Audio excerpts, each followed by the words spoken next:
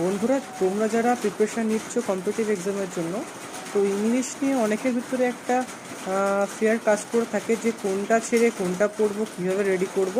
তো এই বুকটা খুবই ভালো যারা এসএসসির জন্য করছো। এটা আমি 15,000 প্লাস যেটা ছিল ওটা ইউজ করেছি। এটা নিউ নিয়েছি, এটা আমি দেখিয়ে দিচ্ছি। তার সঙ্গে যারা বেঙ্গল মিডিয়াম তারা এটা পড়তে পারো, এটাও আমি দেখিয়ে দেবো কেন ভালো এবং কেন পড়তে হবে। দুটো একটু ডিফারেন্স করা যাক। তো প্রথমটা আমি একটু ডিফারেন্স করে দেখিয়ে দিই। তো ব্ল্যাক বুকে যে ইন্ডেক্সটা আছে তোমরা দেখে নাও। প্রথমে যে ইন্ডেক্সগুলো আমি এই কালিগুলো করেছি, তোমাদেরকে আগে এটা কমপ্লিট করতে হবে, তারপরে কিন্তু এগুলো করতে হবে বাদ বাকিগুলো। তো এটা একটা নিয়ম আছে, তোমরা চাইলে বলো আমাকে, আমি একটা ভিডিও করে তোমাকে দেখিয়ে দেবো।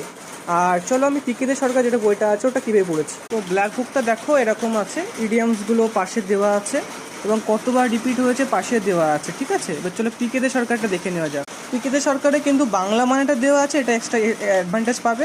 তো